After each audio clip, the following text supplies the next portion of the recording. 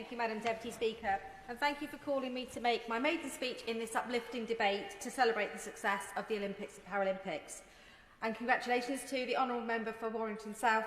I completely agree with her sentiment about children beneath the radar and will do everything I can to make sure that they are lifted and seen. One of my happiest family memories was a trip in 2012 to enjoy the spectacle and the spirit of the London Paralympics in the pool and on the track, a day that surely inspired my own children in their passion for and dedication to sport. Mid Dorset and North Pool can lay claim to Britain's first ever track and field Olympic gold medal. Medalist Charles Bennett, a train driver from Shapwick, otherwise known as the Shapwick Express, won the 1500 metres in 1900 and took 2 further medals, but he was largely forgotten until his family discovered his achievements more than 100 years later. My own journey to this place has been more of a marathon than a sprint, having taken 4 attempts to win my seat at Mid Dorset and North Pool, my home for 25 years. That journey also started in 2012, when Dame Annette Brooke, the then Lib Dem MP, invited me for tea and suggested I put myself forward to be a candidate. Madam Deputy Speaker, I explained that I was just a mum of 4 running a cafe and was completely unqualified for the job, having never been to university, and that people like me did not become MPs. She simply replied, "That's why you should stand." Without her faith in me, I would not be here, and I hope I can emulate her work, like her support for park homeowners, protecting Dorset heathlands and fighting for better education funding. And I hope to achieve just a fraction of the deep respect and admiration that our community still holds for her. Turning to my immediate predecessor, Michael Tomlinson, he was so proud of his legislative roles, first as a government whip, then as Solicitor General, and most recently as the Minister for Illegal Immigration. And I know he took these responsibilities very seriously, but not as seriously as his love for cricket, including a recent trip to the Netherlands where he captained the Lords and Commons parliamentary cricket team against their parliamentary team. My constituency of Mid Dorset and North Pool is made up of dozens of communities, all with their own special character. We are all linked through our landscape, particularly the Dorset heathlands, home to all 6 of the UK's native reptiles, ground nesting birds, and with the most lovely walks, including Upton Heath, known to my social media followers as my happy place. The work undertaken by Dorset Wildlife Trust, RSPB Arm, National Trust and others to restore our landscapes means that we are one of the only places in the UK to have reversed the decline in nature. Ecotourism is now supporting economic growth, preserving the way of life in our countrysides, our towns and villages. While the beaches are in neighbouring constituencies, our playgrounds are our rivers. But I should stress that's on the water, not in the water.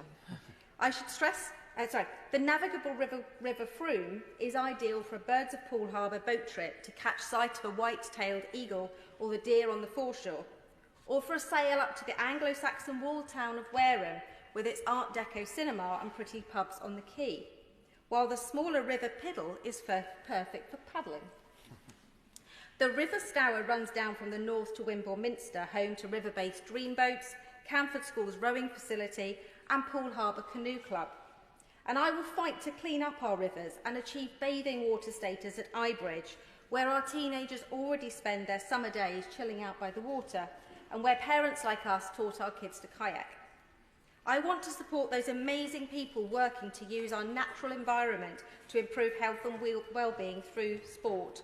People like Will Benaher, who founded inclusive paddleboarding after being paralysed himself and now helps disabled people enjoy the tranquility and freedom of the water.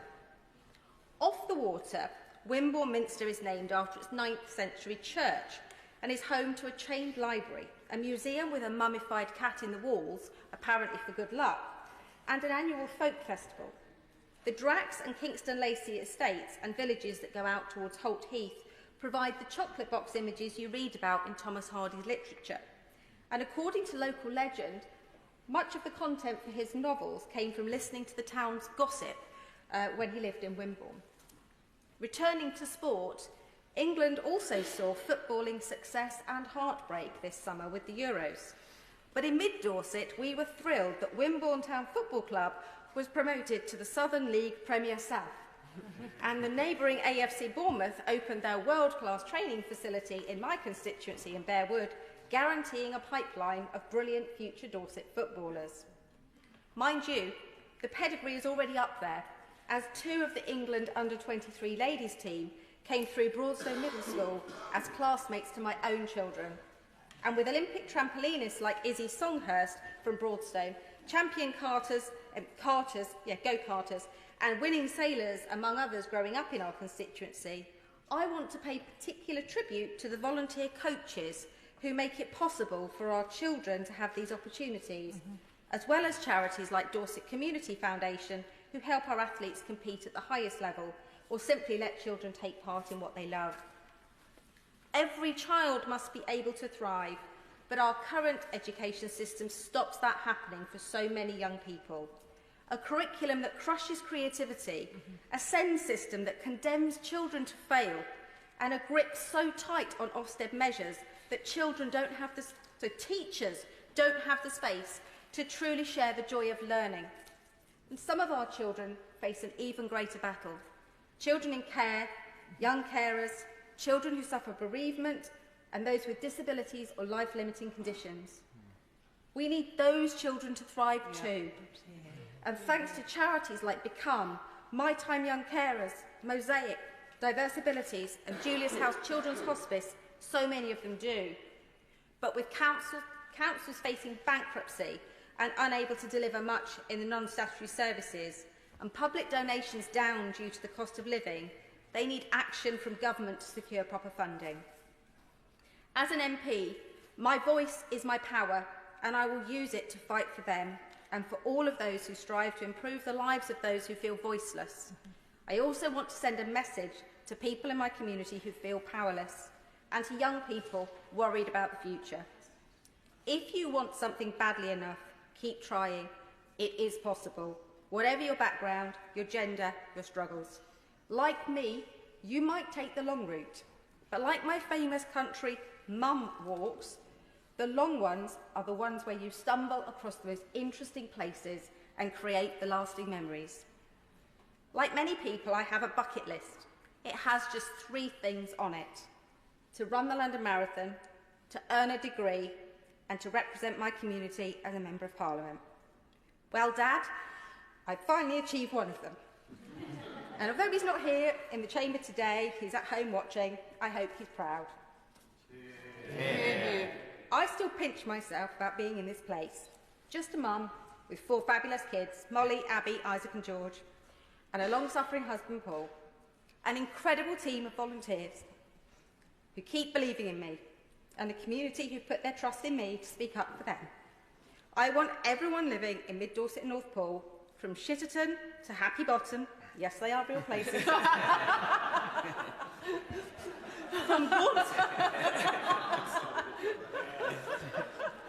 from Gaunt's Common to Camford Heath, to know they've got a champion in me, and to know that I'm committed to making the places that we all call home the best they can be. Thank you. Yeah.